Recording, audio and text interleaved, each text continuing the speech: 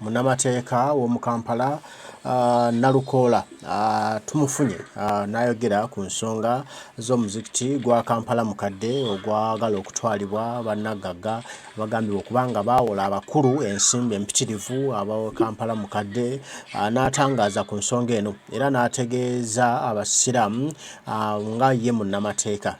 wakyaliyo chance wakyaliyo omukisa ogw'okununula ebyobugagga bino oba tewali era nga bo aba Kampala mukadde bagamba nti tebatunda ku muzikiti tebatunda ku byabugagga wabula gwe baakolagana naye ye mufere mu myezi 3 ayagala okusaanyawo obusiraamu nga kalabika kaali kagenderere kaali katega kabategebwa ke batamanya kale katumufune kanso Nalukoola ensonga zino azitugambe zifaanana ye anaatukonfamingira n'akakasa oba bituufu oba si bituufu kubanga mbadde nsuubira ye agenda kutuwa olugero bulungi tennaku z'omwezi bweziti Uganda Muslim Supreme Council yatunda ettaka ng'eriguza justice kyabahwa emyaka giringa 3 emabega essente ezoogerwako bagamba ziri awo mu buwumbi 3.5 ensasagge wenjiraba abantu nga bagugumuka abasiraamu kwe kukwata omulengo gw'ebyobugagga ebyebbeeyi ebyobusiraamu byonna nga ne kyobugagga ekiri ku kasozi Kampala mukadde kwekiri ne bagamba nti baagala obuwumbi 19 kuba kubulako butundu butono nnyo okuwera obuwumbi 19 kusinziira ku muwendo nga bwe guli mu waranti oli abeera abuuza nti obuwumbi 3 nga mu buta obuwumbi nga 3.5 bukuze ne buvaamu obuwumbi 19 abafu okuva eri ku ntandikwa kituufu nti Uganda Muslim Supreme Council yatunda ettaka yabaffe bwe lyamala okutundwa kiki ekyalobera oyo eyaligula okutwala ettaka lye yettaka eryo bw'aba teyalifuna lwaki ensonga tezaakolwako ne ziggwa kati n'alyoka jjeeno gye byatuukira omanyi bwana Kayongo waliwo olwogamba nti evvubuka lizze ne liri emmere y'abakulu naye ate ani alireese lijje liri emmere y'abakulu tolowooza nti oyo alireese lijje mu nnyumba yavuddeko embeteza eyatunda okuva eri ku ntandikwa ye yalina okumanejinga obulungi ki ensonga nze nga bwe nzize ngoberera bino byenzudde tiwaliwo omwami oyo Justice yagula ettaka ku buwumbi nga 3.5 naye bwe yagenda okulikozesa ettaka lyagaana kwaliko abatuuze kyekimu ku byogerwa naye ate waliwo awalala waliwo omulala gwe bayita Albert Muganga naye agambibwa nti naye yayinako liizi ya myaka 15 nti ettaka lyatuuka nga terisobola kukozesebwa okusinziira ku statement eyafulumizibwa Uganda Muslim Supreme Council ng'ennyonnyola ensonga zino bagamba nti waliwo okukkaanya ti oluvannyuma lw'okutunda ettaka lino Uganda Muslim Supreme Council yali yakukolera wamu nga bayita mu makubo ag'amateeka okuggyako abatuuze abaali ku ttaka nti naye ate Justice teyalinda kujjako batuuze n'akozesa enkola emenya amateeka n'atemaatema n'ayonoona ebintu by'abatuuze ne kibanga tekisoboka kufuna ttaka eryo mu statement eva ku lusozi bye bimu ku ebyo bye nasanga nti Justice oluvannyuma awaaba omusango gwe yawaaba gwe bayita summary suit mu musango ogwo muzzukulu wa Jjajja Budda bwe guba guwaabiddwa ono awaaba akakasa kkooti nti gwempawaabidde talina kwewozaako kwasobola kuleeta kuba buli kimu kirambike bulungi ono kyagambye mbu tebabayita kakati bwe bamala okuwawaabira bakuwa ennaku 10 gwe bw'obanga ddala oyina ensonga gy'osobola okuwa kkooti mu kwewozaako okwo n'ogirambika mu kusaba kwe tuyita application naye awo oba totaddeeyo kwewozaako wabula obeera otaddeyo okusaba kkooti ekuwa olukusa olw'okuteekayo okwewozaako okusinziira ku byawandiikibwa mu kiwandiiko kyo kuva ku lusozi nti bwe baateekayo okusaba kooti yakugoba bwe yamala okugoba neewe ensala ng'egiwa justas nga olwo yawangudde kati ensala eyo gyezza okuteekebwa mu nkola ndowooza nti bwe bakwata obuwumbi obusatu nga n'ekitundu awo ne bateekako amagoba aga 12 ku buli 100 ago nno amagoba interest kati batandika okukubisaamu ne balyoka bagenda mu buwumbi 19 nene gana amagoba gano galiko ekibuuzo amagoba gasukkiridde tegakkirizibwa mu mateeka kati ensonga zino obunene bwazo kuba naawe agula ettaka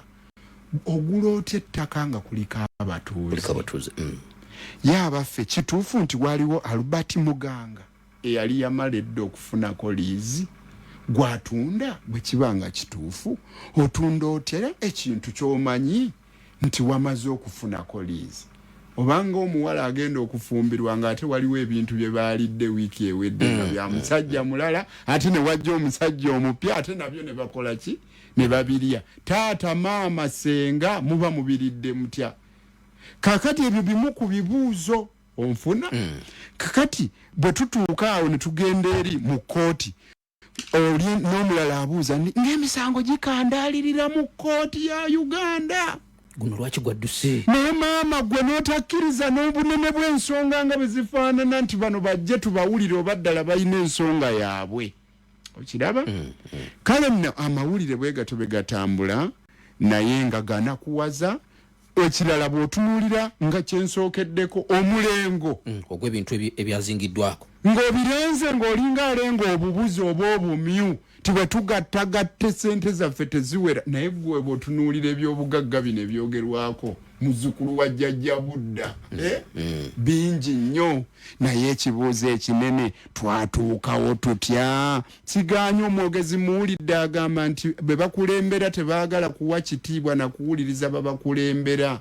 naye mu nsangi zino nayize nti bw'oba oyagala omwana omutaakola obulungi gwe omuzadde gwasooka okukola obulungi bannaffe mmwe abatukulembera mwe mutukulembedde bulungi mweyisizza bulungi ebikunukkira bino bivaawo abituuka okuleeta embeteza kanzijja otandikirawo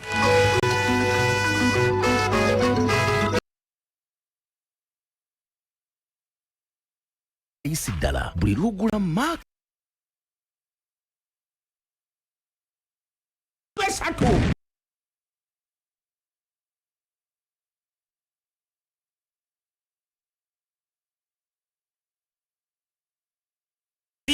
Supreme Flour, a product of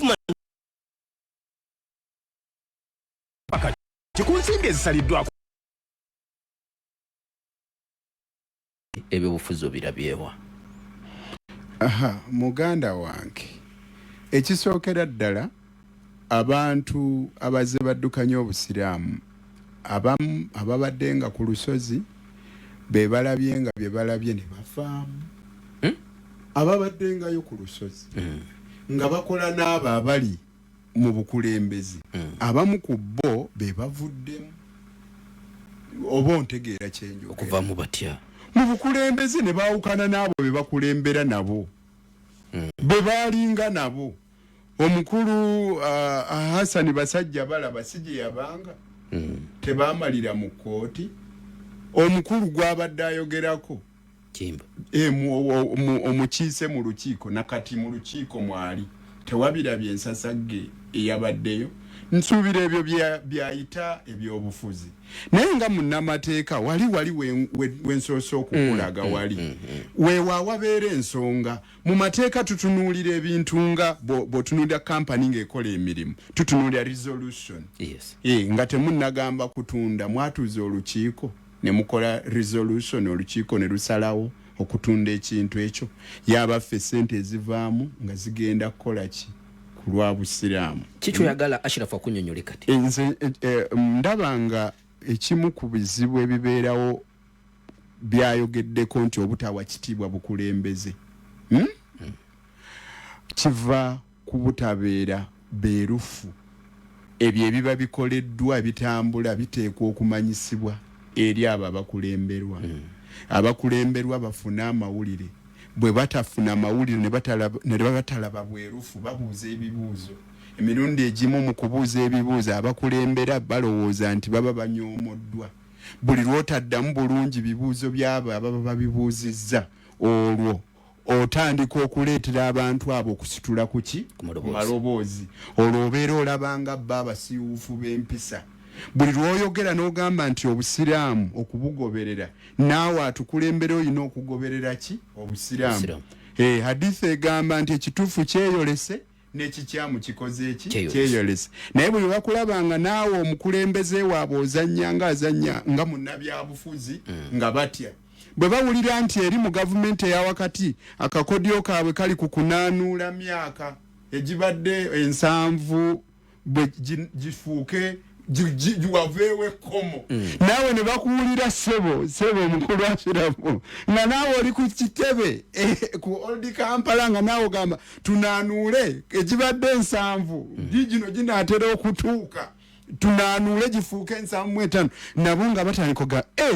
bannaffe betuli nabo bali muki mu byabufuzi.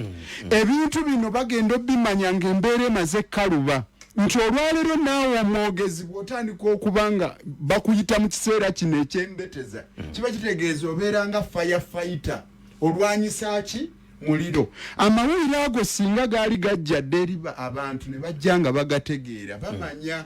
ne bamanya n'okumanya nti wano waliwo ebbanja. Tomanyi kontine ebbanga ddene abasiraamu bajja ne bagula ettaka ne basasula abababanja.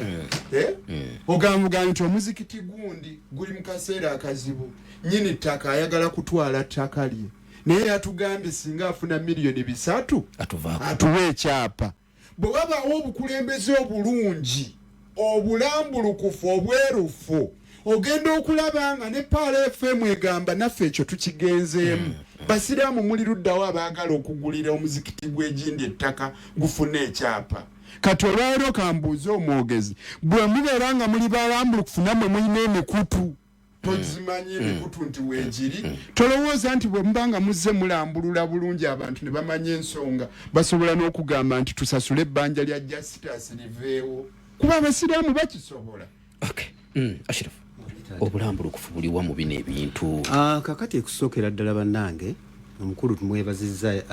agezezaako kulambulula. Kyenjagala okukkaatiriza nti ensonga zonna nga bwazoogedde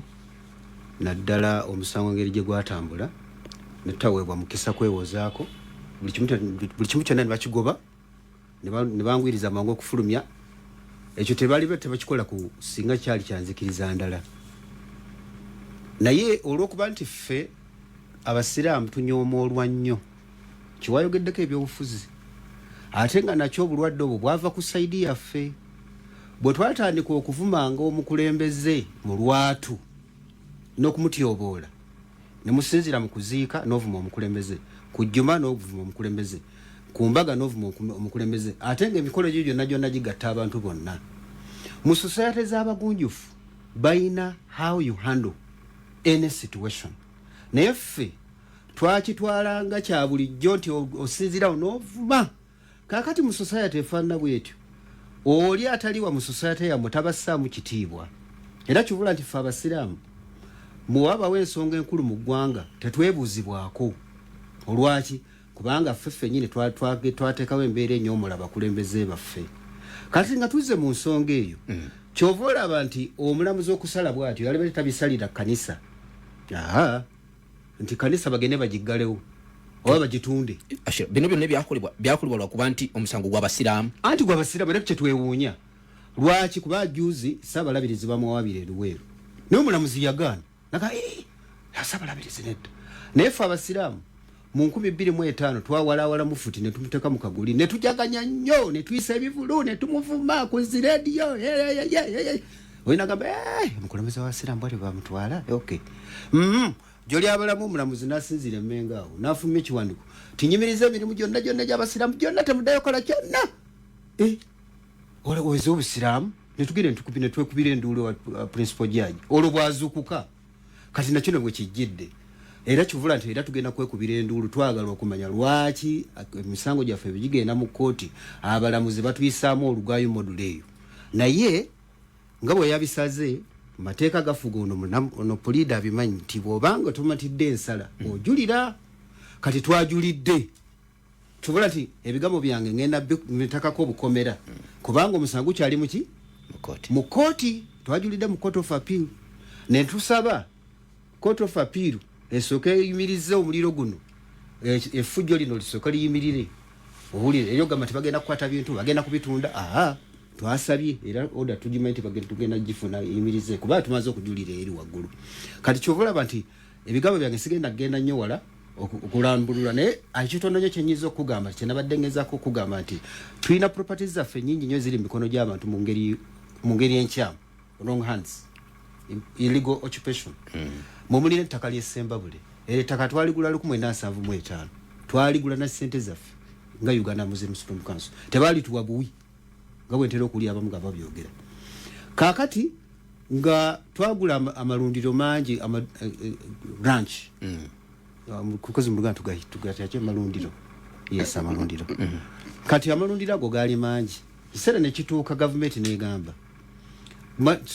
Amini bwe avaako amalundiro ago bagatunyagako yaga mutaka gafuge batunyagako liri mu kweryo yali nga maogola ne kuyingira kwa abasenze kane tuberanga tulina ekyapa naye nga tetulina access kutaka kati jjukira mu 95 bakola etteeka erigamba bw'obanga waliwo omuntu atudde ku ttaka lyo nga tewamunyegako n'amalako emyaka 12 waba wawe onfuna kakali abasenze baludde kuli okuva 79 kati 95 jali emyaka emeka ejo jali jimaze okwera 13 wali ali ku ttaka lye ali awo kakali essere ne kituuka tulina ekyapa naye tetulina access kuki ku ttaka mpulidde ayogerako ku kyokuga nti bagabalize ekyo tekiriiyo Uganda Muslim Supreme Council eyina ssemateeka waayo alambika butya bwe tumanaginga property ninake njagala okubuuza katono nyaawo wenyini wootuuse ekyalemesa ono gwe mwaguza okufuna ettaka lye kiki ati kyekubulidde abasenze bayingirako ku ttaka bbanga ddene bali awo kakati nkugambye nti Uganda Muslim Supreme Council eyina ssemateeka waayo alambika nti bwebanga anakyusa obwannannyini bwa property baani abalina obuyinza Executive Committee Executive Committee etulako ababaka bava mu region za Uganda mu kiseera ekyo mu ssemateeka waffe oli gwe twakamukolamu ennongosereza omukadde bali bava mu region zi5 mu kiseera kati ziri 10 kati bwe batula ku lukiiko olwo Mufuti member walo ne deputy Mufuti naye chairman w'olukiiko lwe national chairman wa Uganda Muslim Supreme Council yalukubiriza kakati bamala okuteesa mu kiseera mu ssemateeka oli nti kyokulabirako nti tugenda kutunda bayisa resolution tusazeewo olw'ensonga eno neeno katutunde ettaka lino liveewo tugenda kukola mu kino byayisibwamu executive anti nkugira kakati bali bobadde ogamba nti waliwo mugunji gye baakola tibakolayo nti lease eyo system teriiyo nti waliwo resolution abaatuula executive neeruyisa tibagenda bakole lease teriiyo olwekyo tekyaliyo Ashirafu wano okutunda resolution yayisibwa executive anti nkugira kakati omwami ono mu 2022 yafuna okumanyisibwa nti tulina ettaka eryo najja n'asaba Supreme Council nagamba ne mulinguze Supreme Council executive neetuula yaliwo mu kiseera ekyo negamba ettaka lino baali balitubbako dda ebiseera ki nva kugamba ettaka balitunjagako mu 79 yes awontegeddewo executive bajja mu 2022 omusajja ono Justice n'agamba Uganda Muslim Supreme Council ettaka lyabalema nze mulinguze nga Mufuti Mubajje yaliko Mufuti ate 2022 nkufuna bulungi yes tugende mu maaso yali chairman wa Supreme Council mu kiseera yali chairman wa Supreme Council mu kiseera ekyo Dr. Balonde yafa Mungu amusasi ne babaleetera kakati politics ngabo nkupulira nti politics achuka kati politics akulaga nti Mufuti yatunda so ngate mu constitution yafe Mufuti si yatunda si yachuso bwananyi ani atunda executive committee yatuula mu 2020 ngefunye okusaba kwa omukulu ono nti tumuguze takali affe lyatulemedda abasenze abayigira ku 7 ne batulinyagaka ekifo ekyo n'atusaba tulimuguze mu kiseera ekyo Abaali mu Kiziju nabaga nti bannange ettaka eryo lyatulema bwadda tulijjewo tufunemu ssente tukole ekirala era ne bayisa resolution era ensimbi ze baafuna kwe kutunda bilioni 3 Ashirafu ebintu bino byogera ensekuulira kati ate wampitidde ki era kikyo kyekindese okujja okubinyonnyola omukulu wange temwogera ate nakyo nja kinnyonnyola tulwaki tetwogera kaakati Kiziju nemuguza bilioni 3 n'ekitundu Supreme Council negenda negulako ekizimbe ekyanje wano wekiri Supreme Council negula ekizimbe Enyanama wekiri Supreme Council nezimba district ekizimbe kya district y'Essembabule lwaki bagamba nti eddundiro lino lyali lya national ensimbi ezivamu tugenda tuzimbe ekizimbe e Kampala ekizimbe kirala kijja okusavinga West Buganda district eno gyeri kiri Nyanama bajjamu rent ne bawane district y'Essembabule ezimbe Kitebe awali project kakati ne biggwa kati omukulu ono ngabo omukulu bwakunyonyodde n'agenda atekewa agenda ateke mu nkola endagaano ye bayine bamulemesa abasenze ekifo ky'okudda eno nako ekifo ky'okudda eno banaye munzirize sente zange yadduka mu kooti bwadduka mu kooti Supreme Council n'emuyita naga nti jangu tukuddizeeko ku sente tuteese engeri gye tunakusasulanga Supreme Council n'ekwata bilioni 4.5 nezimuwa yes ne bazimuddiza n'agaana neffe tukimanya ani abamuli emabega tubamanyi naye tetujja kubyogera kakati n'agaana n'agamba tezi nadduka mu kooti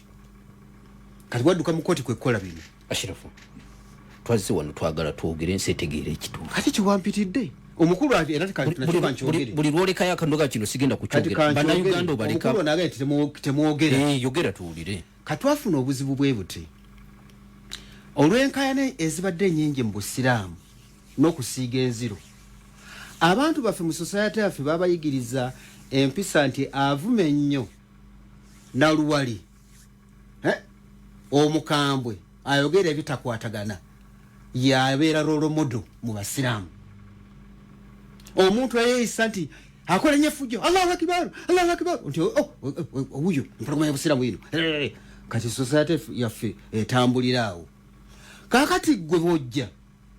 n'otandika okwagala okunnyonnyola ng'oli amaze eddoba kumamu omuliro gwe tebakuwuliriza kati ebbanga lyonna eribaddewo abasiraamu abadde mu Supreme Council bagenze balwanagana okukyusa obukulembeze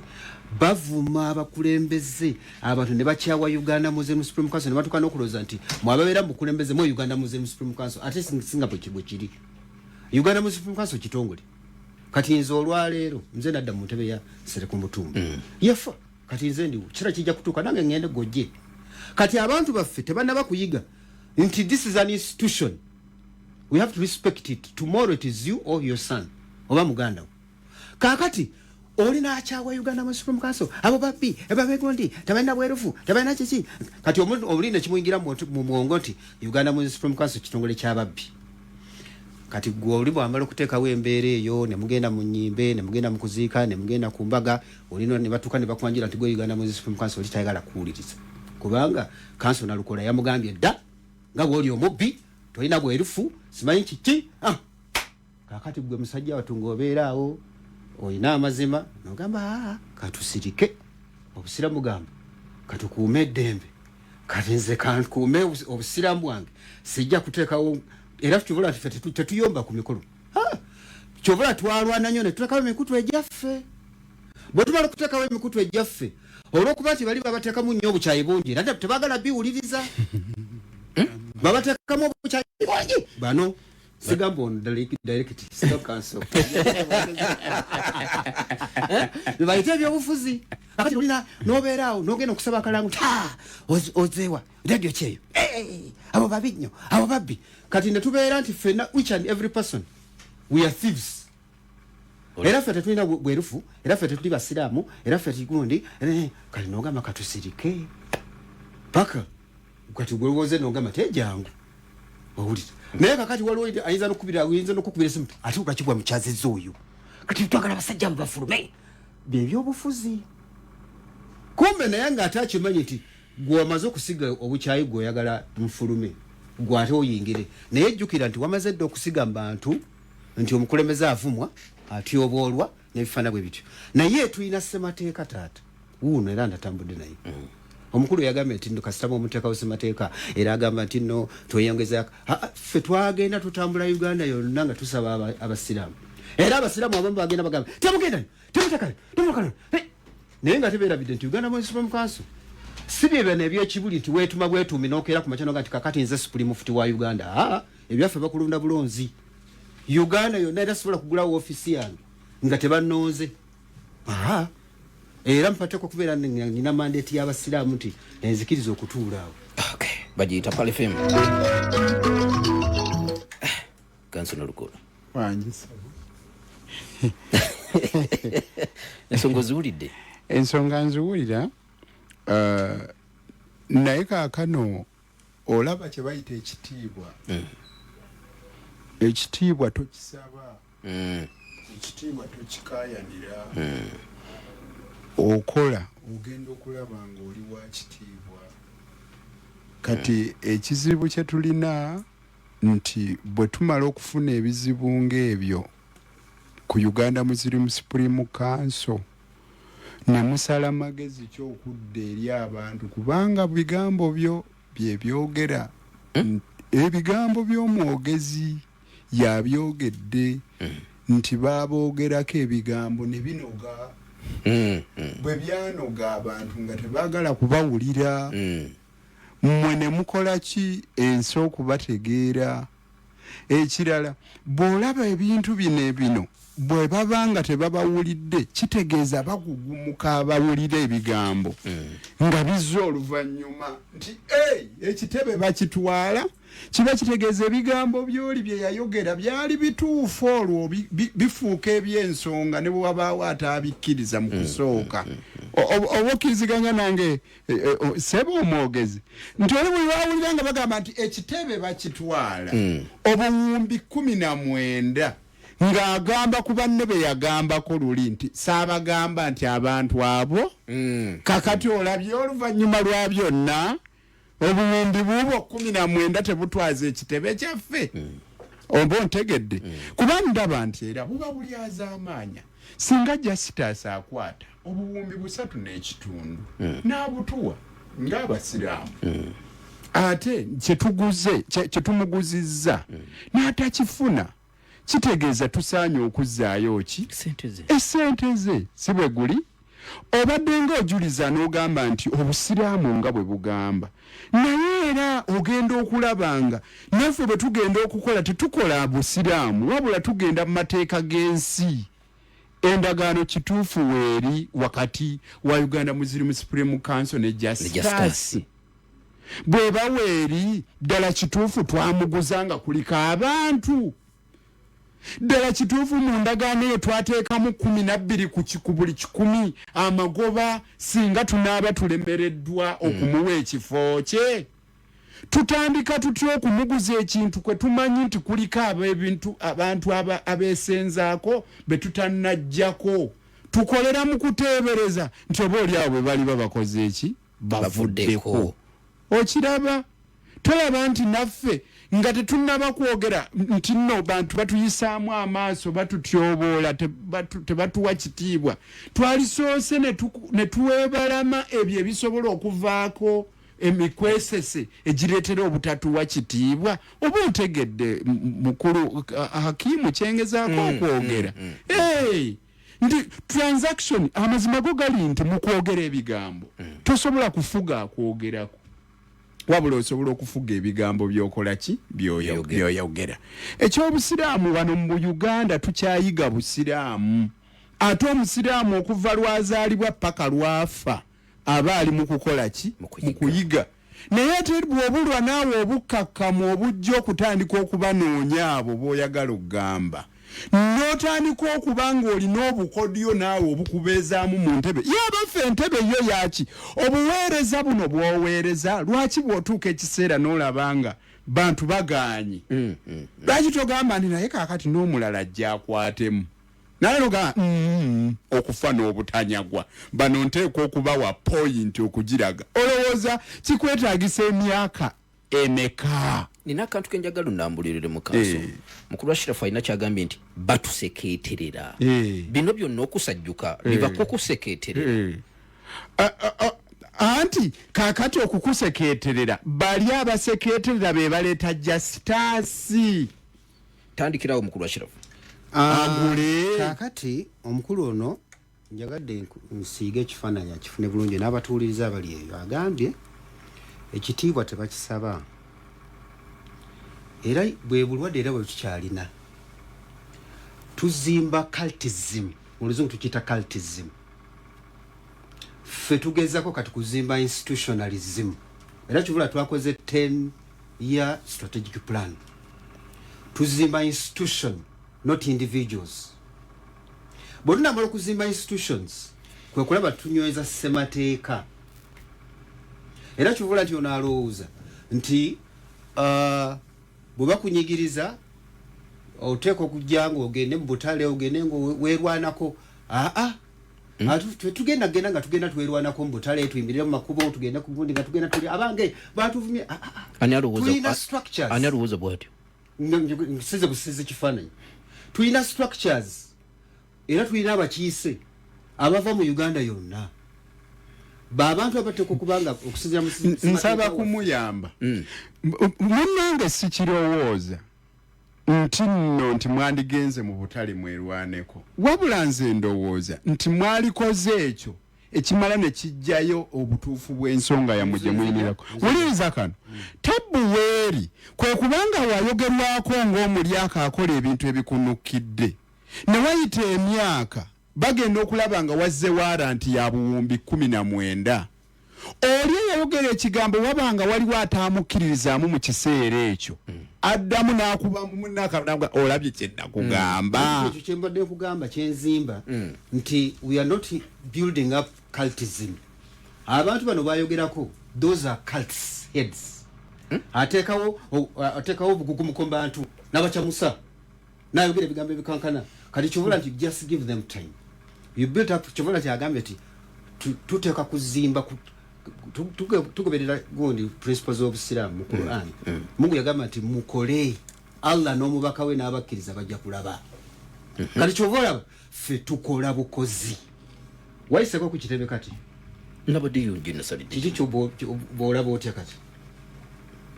mu ngeri ki mu bya development waliwo enjawulo ndaba batandise okuzimba ku amayumba kati ate tekikoma ku kitebe tuzimbye Uganda yonna buli district bwe tutambula anti ekyanewunyisiza nti fine wano okuzimba bazimba naye ate n'okuwetoolwa olw'amagye nakyo kyankubye wala ate ekyamagye kiriko security eteekwa okuba mu buli kimu kyonna ekyo tekirina okota genda emaka olabe naye otuuka emaka nayimamu emaka bamukuuma ne security naye nti Tabboweeri bw'amala okuzimba emuzimba omulungi Justus najja mutwali kati dedda kati zinewunya council Nalukoola Uganda Muslim Supreme Council, is it worth 19 billion? Uganda Muslim Supreme Council, is it worth 19 billion? Okibuza Nalukoola ayanukuli kakati kankubulire kino okimanye amateeka gano ogalaba kasita ekintu kyo kigenda ne kibeera nga bagenda kitunda ku nyondo obuyinza bukugwako kyovulaba ne bwoba wasinga nyumba mu banka olina okulwana okulaba nga gwaje etundira ekirala si kiwoomu okubanga ebintu by'obusiraamu biri mu ntata onfuna olwaliwo kye tuva tuyogera wano njagala ne kino kifune nze eddoboozi lyange bwe mba njogera n'olinga ayogera tusimaasima omusiraamu gy'ali ategeere sitetasi y'ebintu bino era ekigambo ekisinga okuba ekirungi ekisobola omuyamba kwe kumugamba nti waliyo apiiru esobola okuzza emabega ki ebintu bino naye Wanyondo bwajja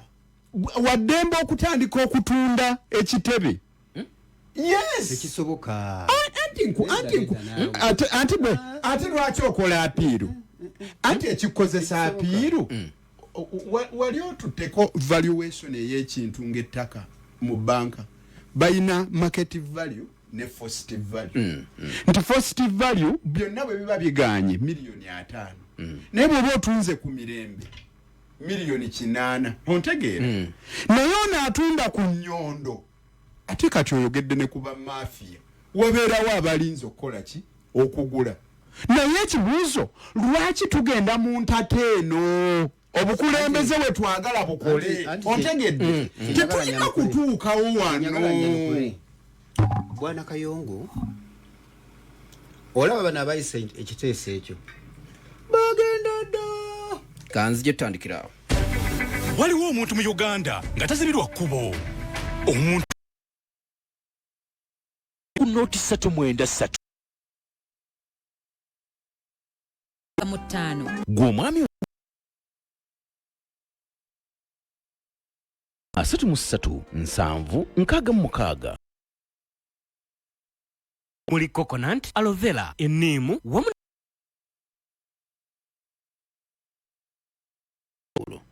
Sheikh Ali Mpungu avudde mu bulamu bw'ensi eno wakuzikibwa olwaleero essaawa 10 abawuliriza abaffe nti Uganda Muslim Supreme Council si muntu nti waliwo atudde awo bamuyita Uganda Muslim Supreme Council sajja liri awo baliyita Uganda Muslim Supreme Council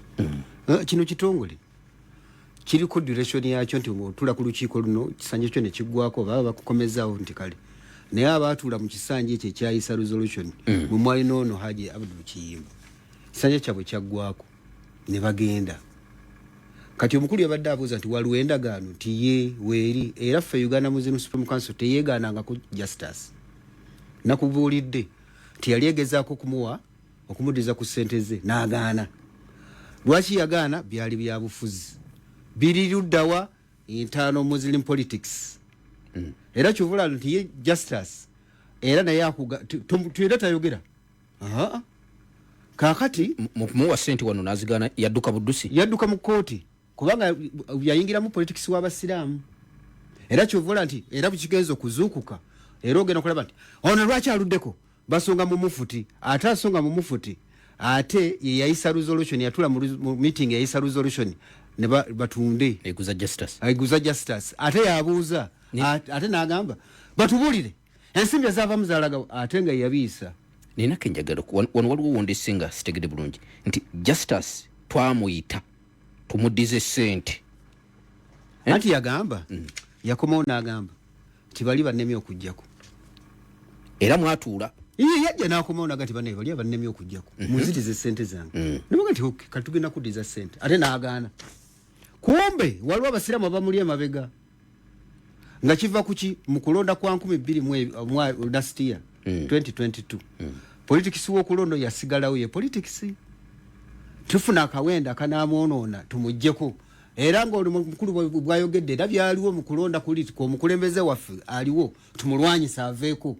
oli nagenda ng'atandika agenda asinga nziro kubanga akimanyi nti tayagala mu abantu bategeere system yaffe bwekola nti ono si Mufuti nti yatula mu lukiiko n'agenda n'anoonya omuguzi simanyi n'atunda simanyi n'akola atya simanyi ebyo tebiriyo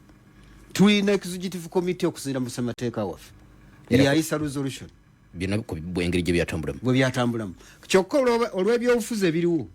n'osanga omuntu tinga ate ayogera kivula nti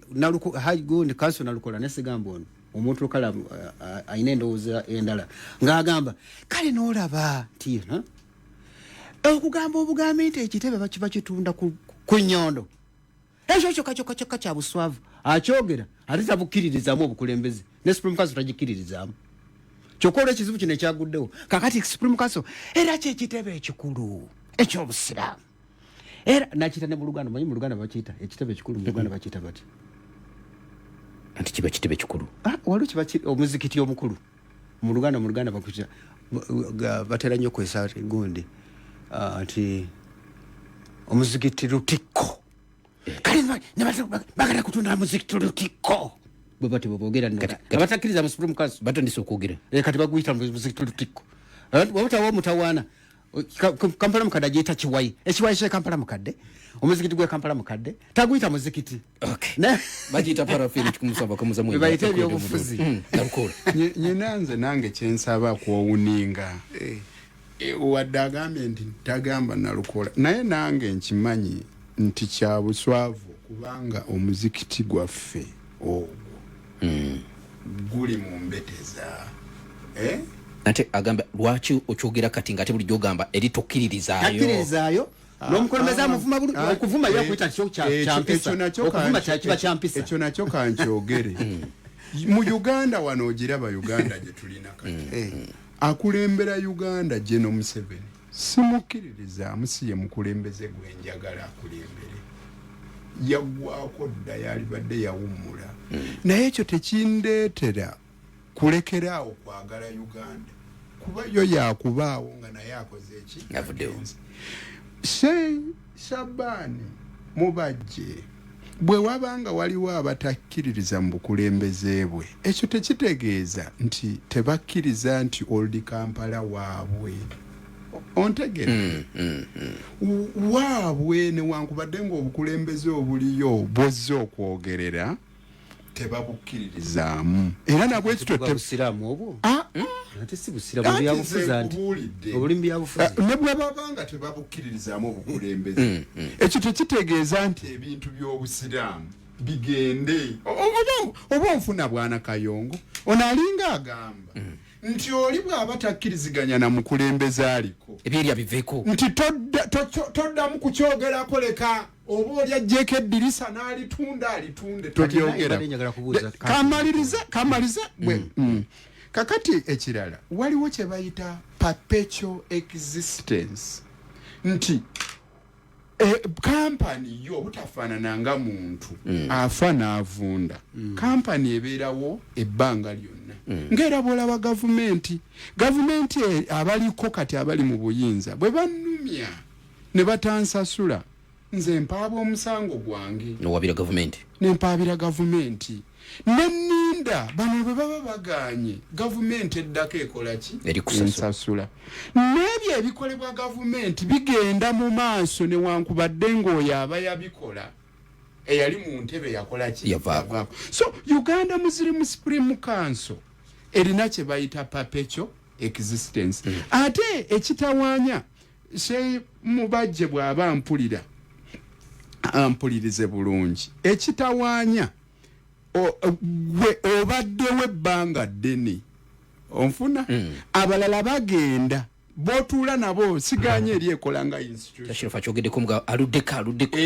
naye bwokola nabo bagenda nga bolaba omukozi bwajja ewaka agenda naye mukyala ewaka tagenda ne taata tagenda bo basigalawo mpozi tukigeragere ku General Museveni bonna baafuze nabo bakoze eki bagenze ye n'asigalawo kyova olaba oli bw'abanga gavumenti emulumizza kimukaluubiriza okwogera oli n'atamwogerako General Museveni nabwe ekyo tusuubira gwe atagenda buli kaseera bano abapya b'oba ogenda okukulembera nabo gwalina obba updating obulungi nti muzze bannange naye tulinayo justice gwe twakola ki gwe twaguza ettaka ekirala ogenda kukaluubirirwa gwe Ssekamwa wa Uganda Muslim Supreme Council okwogera mb'onaaba nga tolina bwino nti justice mwamuwa sente ze n'azigaana obudde nga bukoze eki tubirina era mbadde ndakakubuza era justice azze agambye mumpe sente zange ate dakikemu n'azigaana no gamba nti ebyobufuzi nze ndowooza nti awo mmwe mwalina okusookayo mu kkooti mbuuza lwaki olw'ensonga endagaano gye mwakola yaliko amagoba ag'12 ku buli 100 buli mwezi oguyitawo nga kitegeeza ki nti buli esente zino tezisigala nga mukyazirina ku kittavu kyammwe zikola amagoba kati kikwetaagisa omuntu ono okugenda mangu n'omulope ew'omulamuzi n'omugamba omusajja ono sente tuzirina ate obuguzi bwagaana tugambye ozimuddiza wuuna azikoze eki azigaanye tukusaba omukake sente ze tuzimuwe oba si ekyo tukkirize tuziteeke wano kansuubire amabaluwa ago weegali nga muyita justice okutwala sente ze. Okay, bagiyita Pal FM. Mukulu Shirafu nkwadi yawe dakikyogedde dda olwo naye akimanyi kasita ojulira oba tobyogerako ffe twajulidde ku nsonga ezo era saagala njogere ku bintu by'endagaano genda bugundi ezayogera twajulidde naye ze kyenjagala okuggumiza nti kati ekyokulabiraku mbadde njagala mubuuza jjajja w'obusiraamu kisanja ekyekikomadde jjajja w'obusiraamu ekyo ekifo ky'omuwa era kyekyo kye yafuna nga kiviira ddala ku jjajjaawe olw'okubanga ye mulangira eyasooka okutwala obusiraamu eyo gye kiviira ddala kakati ani amulonda ekitiibwa kyakirina aba nakyo lwakyo kyalaba nti agenze mu kanzije katono byabyobufuzi kati ate odirooli gwe baleeta ne bawa ekifo mukulu Shabani Mubajje teyaleetebwanga alondeddwa akulembera ludda wa si Uganda Muslim Supreme kanzije katono onoonyeza ebirungo by'ebisanyusa ebisinga makula chika kyekyokuddibwa mukyo kuliko olugambo lw'aba celebrities COMITED wamu ne firimu z'ekifirika mwabali yawe eddiini gye musoma ana nje tuli mu kiringa ffenna tulina abazadde taata ne maama naye taatawo najja abeera nga mutamiivu ng'akomawo akawungeezi n'akuba maama we emiggo kati n'otugayiseera n'okula n'odda ng'era taatawo ali ku maama wa mukuba emiggo okwata ejjambiya n'omutemako omutwe era wookikola ekyo mu bukulu osigala n'essanyu oba okyejjusa paka w'olifa kakati nno embeera eri mu busiraamu mu kaseera kano buli musiraamu agikwate nga yeegendereza obutayuza oba obutatema ttabi kwali kino tekiriiko mbu oba Mufuti Mubajje oba omulangira gundi ye mutuufu oba tekiriiko mutuufu na mukyamu wabula ffenna tukwatize wamu tulabe nga Allah atusaasira tugiveemu kubanga bali baaduuyi abatuuse okuteekawo embeera okulaba nga jaji omusanga agulamula bwatyo bo bakanudde amaaso era bagaludde. Okay, webale nnyo webalire dda 107.9 Abaali FM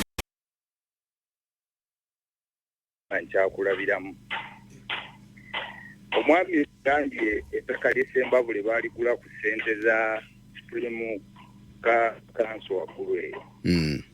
kitegeeza nti ssente zaava mu nsawo zaabwe oba ziva mu nsawo zaffe abasiraamu era kitegeeza bwe kiba nga kiguliddwa Supreme Council era kiba kyaffe basiraamu tekiba kyabwe tekibawa right kukitunda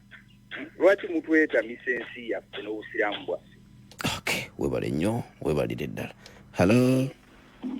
Assalamu alaikum wa rahmatullahi wa barakatuh. Wa alaikum salam wa rahmatullahi wa barakatuh. Namanya nze Bale Farouk. Osinzidde wa?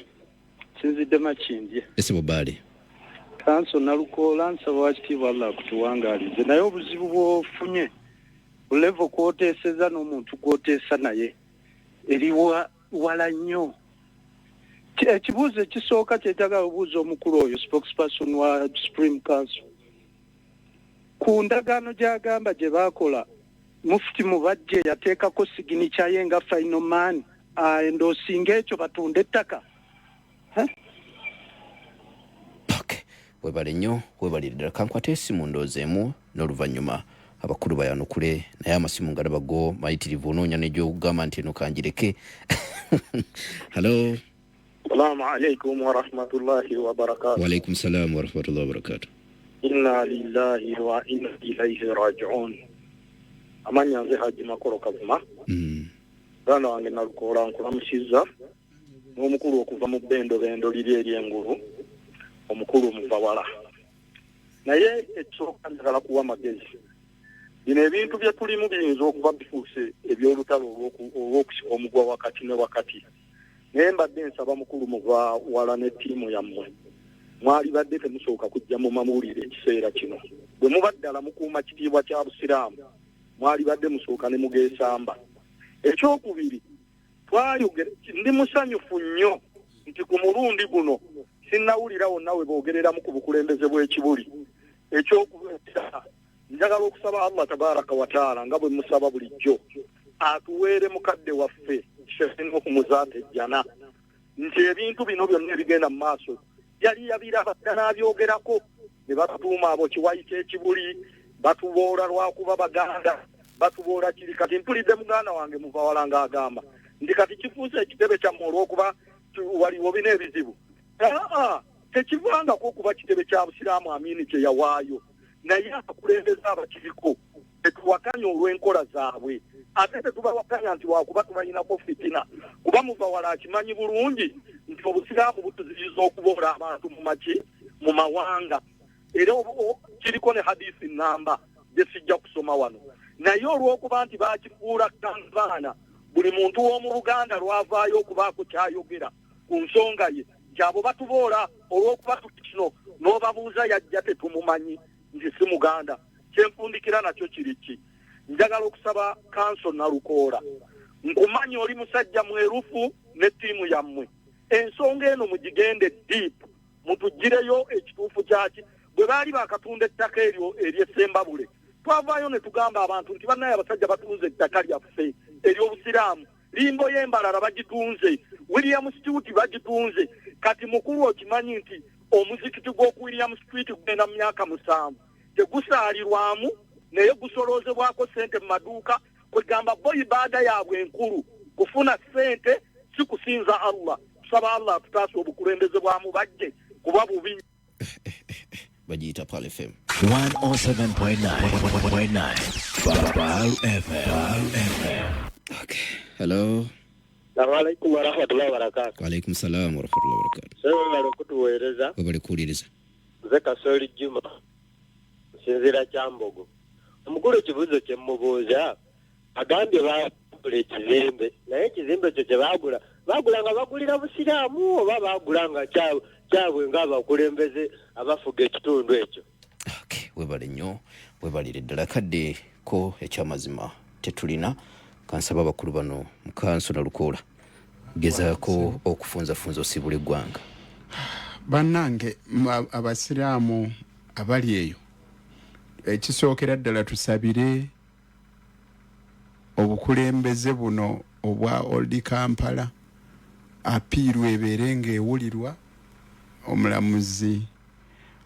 abalamuzi kabakati gye bagenze waabangi ova mu high court oba ogenze mu court of appeal babeere nga bakwata ensonga zino mu ngeri esinga okuba ennungi ate wabeerewo obusobozi obusasula mukulu Justus omuwendo ogwo ogugwanidde kumuweebwa kubanze sandi agadde kumulyaza amaanya kyokka ate era mu ngeri y'emu mukulu muvawala musaba ensonga ezikwata ku busiraamu zeeyongerwa okuvaayo abantu bategeere engeri obukulembeze gye buddukanyamu ebintu kirala okwekenneenya kweyongerenga okubaawo bwe tuba nga tuyina kye tugendamu oba obuguzi oba okutunda bwe kiba nga tekivuddeemu bulungi kuba buli agenda mu katale abaamanyi si buli agula omulengo gw'ennyaanya nti zonna ziba mpoomu oyinza okwesanga ezimu teziteredde bwe waba nga tebivuddeemu bulungi mu buguzi bwe tugenzeemu tulabe nga tubitereeza bulungi tukiveemu bulungi kubanga embeteze eziringa zino si nnungi kukomawo tujja kufiirwa ate engeri gye tuli abangi si kyangu kubanga ffenna osobola okutussa ku peegi yemu mu kiseera kyekimu bamuyita Munamateeka Kanso Luyimbazi Nalukoola ate nga mukungu wa Ssaabasajja Kabaka mukulu Ashraf okusookera ddala sebo nkwebaziza okutuyita nebaza ne Council Nalukoola olw'okulungamya okulungi kwakoze era ndowooza abatula ku nkiiko simanyi sebo amakago gali side kinaali kubulidde district yo ey'obusiraamu Kawempe tulina district ye Kawempe Haji Muhammadu Katerega Namuguzi yakukiikirira sebo ate mukwano gw'okimanyi ekyaddondo kati mbadde nkusaba oyise eddoboozi eryo oli mutuuseeko bongera okutereeza ensonga zoyogeddeko ezo ezifaananga ebyo byayitira ekirala abakubya amasimu bannange njagala mbakakase nti tebutya tebagenda kutwala bintu ebyo mukijje ku nze teri agenda kutwala bintu bya busiraamu never. We have the capacity to clear nefe kitwagala okuwakanya ebintu by'omulamuzi byakoze. That is why we go on the record tugenze biwakanya. So gole sagala mutye tikakati ekyo mukakkane become everything will be under control. Ngabwe twawangula konkop ate konkop singa mwamanya bya konkop lwakuba mwali mu biseera ebyo bali mu fitina nnyo nga bakyaba kumye mu nnyo mulete babimanya era twagenda mu kooti ku mulamuzi sibo era ba mafia bayita mu konkop ne batekako sibo mwendo gw'ensimbi nga boziwulira n'ekyegulo tokirya naye we manage it and ne tukiwangula nakino bwe kujja okubeera teri muntu agenda kujjawo Uganda Muslim Supreme Council. N'ekirala njagala nkikakase waliwo omuntu agambye nti byonna ebyakolebwa ekizimbe kyagulibwa kiri mu manya ga Uganda Muslim Supreme Council. Uganda Muslim Supreme Council nga bawulira kyabasiraamu bonna ebisigadde byonna ebisigadde by'abantu ssekinoomu n'obugambo obwo tugamba nti assalamu alaikum warahmatullahi wabarakatuh. Wa alaikum salam warahmatullahi wabarakatuh. Program mwoyo gwa gwanga bwetu bwe tuziwunzise wabula nyongera okuteekateeka n'okutegeeza bawuliriza ba Pal FM nti akadde konna amayengo gaffe gagenda kutaataaganyizibwamuuko naddala olunaku olwaleero n'enkya olw'okwongera okutereeza empeereza ennungi. So bw'wabaawo okutaataaganamu konna temwewuunya waliwo kitwongera okufumba ebyuma ebyayingiziddwawo okuva e Japan twagala twongere okubiseetinga ate tusobole okuba nga tubaweereza booda ku booda. Bwana Kayongo. Naam. Babalika oyo mwanjula eri abantu omurasata abantu bategeeze nti sugatulu linda ko mwami Kayongo je buvuddeko awo Haji Kasimu Kaira tutera okukola naye wano ayina byayogera about ku lutalo lwa Ukraine eggwanga era Russia naye leero bwe mbadde nkola research awo nina omu ku babaka ba parliament ba Ukraine ategeza n'agamba nti olutalo lwali lusobola okukoma mu mwaka gwa 2022 naye waliwo enteeseganya wakati wa Russia ne Ukraine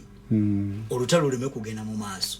akasimu ne kakubibwa okuva mu America ne mu Bungereza ne bagamba Zelensky tokkiriza kusayininga na mu Russia kumbe bo balina ebyokulwanyisa bye baagala okumuwa babigezese balabe kati agamba nti America ne Bungereza be batukubya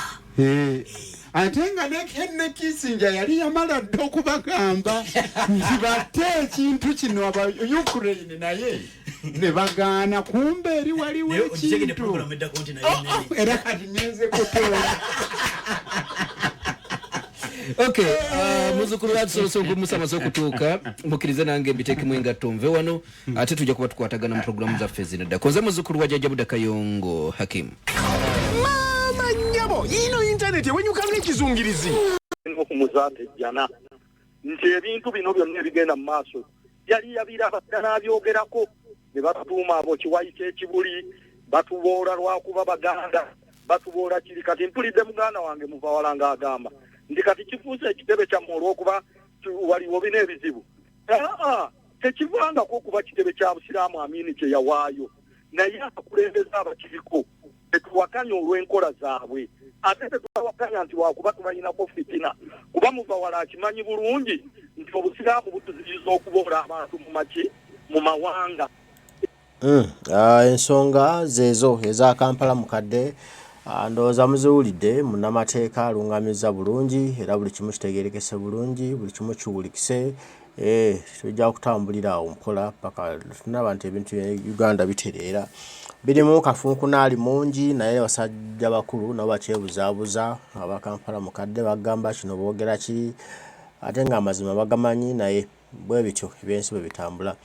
Mbaagala nnyo mwenna abaliko mwebali kubaako Mukama Katonda nsaba bankuumire tujja kuba tuddamu twogera ebigambo bataayi mweraba.